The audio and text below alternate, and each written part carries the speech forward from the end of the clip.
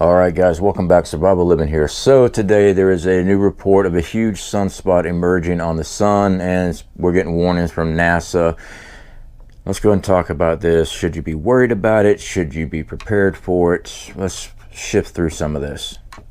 So this article is actually coming from a tech website, and it says huge sunspot emerges on the sun, warns NASA. Will it pose a solar storm threat? A massive sunspot has been spotted on the sun, reveals NASA. There is a risk that it can explode and send powerful solar storms towards the Earth. All right, I love how they always have headlines. This was dated December 2nd, 2022 at almost 11 a.m. All throughout the month of November, the Earth has endured the ordeals of a large number of solar storms. Luckily, these disturbances from the sun were not too powerful and did not cause much damage. However, that might change soon. Okay. The NASA Solar Dynamic Observatory, SDO, a satellite which has been tasked with observing the sun, has observed a frightening development. A big sunspot has emerged on the sun, which can explode and cause a powerful solar storm on Earth. If such a large sunspot exploded, the result solar storm can be catastrophic consequences. So with the aid of the article here, which should be popping up there for you, the last sunspot to emerge on the sun was AR3141. That's just a name for the sun. They use numerical numbers and alphabets, which was considered to be unstable, but it never exploded while it's facing the Earth, which is good. You don't want it exploding facing the Earth, okay?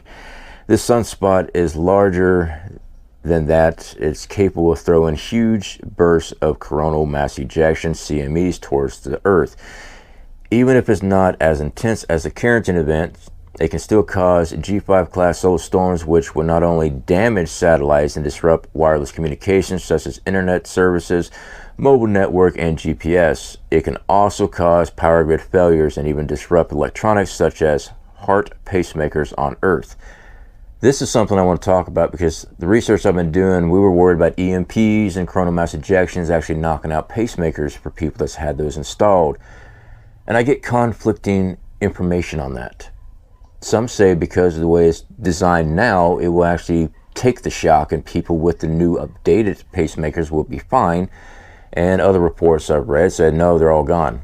I'm not a medical expert. In my opinion, it really doesn't matter in my opinion on this because I get information on both fields on them. Each report I've read on it supports the other narrative. One, it will take out pacemakers. Two, it won't take out pacemakers. So, I don't know, guys.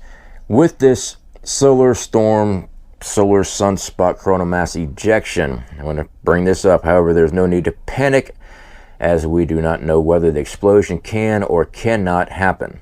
I want to point in on that one because this is the emails I've been getting. Massive solar storm coming. It's going to be worse than Carrington event. Guys, they don't know. We've got a jet. Sorry about that. Aircraft. They don't know if this is going to hit Earth or not because it hasn't even erupted yet. It's just a massive it's just a massive sunspot. It's a big one. And if it was to pop off towards Earth, yes, it would be massive if it hit Earth. But it hasn't erupted yet. And these are the emails I'm getting about this. I'm here today to let you know nothing's happened yet as of 15 hours ago. So, with my timetable a little off, as of 11 o'clock this morning, it did not erupt and hit Earth. As a matter of fact, I haven't found any information that it's even erupted yet.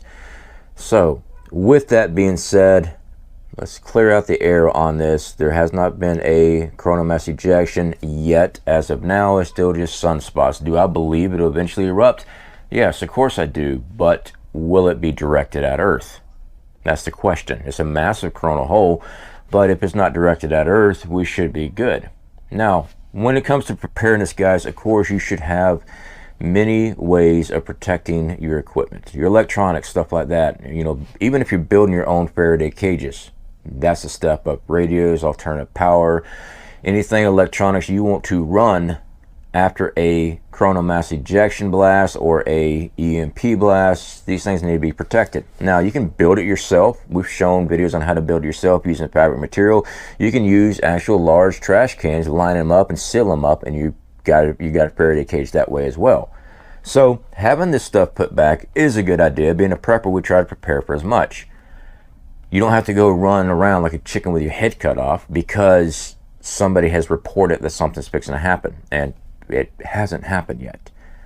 But if you're prepped, you don't have to worry about that. All right, we've discussed this stuff, having alternative power and stuff.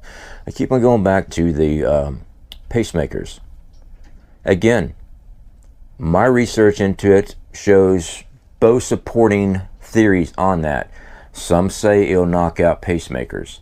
Others say it won't knock out pacemakers. So I cannot tell you either way because, like I said, the research I've done has shown both reports show one will do it, one will not. So that's just, you have to pick which one you want on that, because that's just it. You have to pick on which one you want to grab hold of and believe in.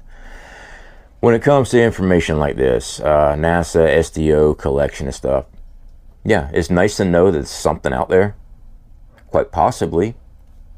But if you're prepped, you're not worried about it. Okay? You're ready for whatever comes your way. There's no sense in screaming, hollering, freaking out over this stuff. If it happens, it happens. You can't stop it from happening. You can be prepared in case it happens. And if it doesn't happen, hey, we missed another bullet. Do I believe we will get hit by another coronal mass ejection? Yes. Do I believe it's going to be as big as a Carrington event or just as damaging? Yeah, absolutely I do. When? No one knows. Okay? According to data, we should have already been hit by it. All right? So far, we've been fine. When it happens, it's going to get bad. That's why we always talk about having food put back. You know, we've been showing stocking up canned goods, dry goods, up to 2 years stock, a rotational stock of food, at a fraction of the cost of long-term food storage. The long-term food storage is great, lasts anywhere from 10 to 25 years if stored correctly. When I say stored correctly, I mean temperature controlled.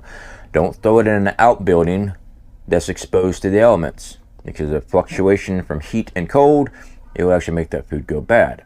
Okay, same with your canned goods and dry goods. You want to have it temperature regulated. That's why you get the longest life out of this stuff. Now, when it comes to that, yeah, you have to have some form of way of generating power if the power goes out, right? We have shown how to build a solar system. There should be a pop-up here.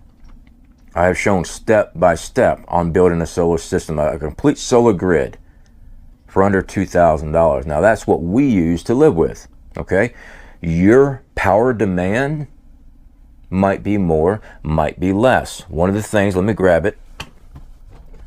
I have just recently did a video on this, and I'll do another one again. This is a kilowatt meter. This is the simplest form of testing out how much power you need when you're building up a solar system. You plug it in the wall, you plug in your appliance, you run it. It'll tell you exactly how many amps and how many watts you use an hour. So that's how you build your battery system.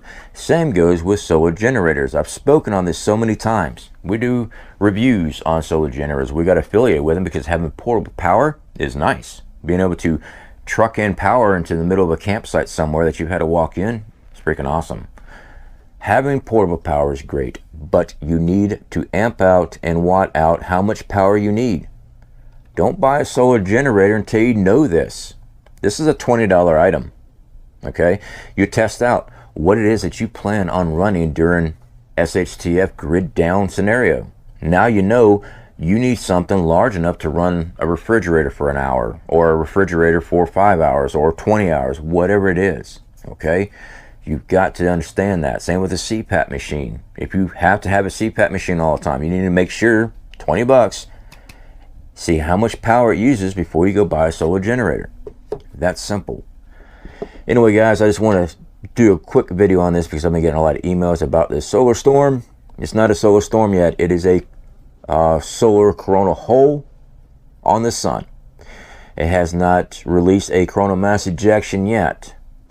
The article here, which is linked in the description too, you know, the headline about how devastating this, yeah, if it hits us, if it actually erupts a coronal mass ejection, yes, it would be devastating if it took a direct hit on Earth.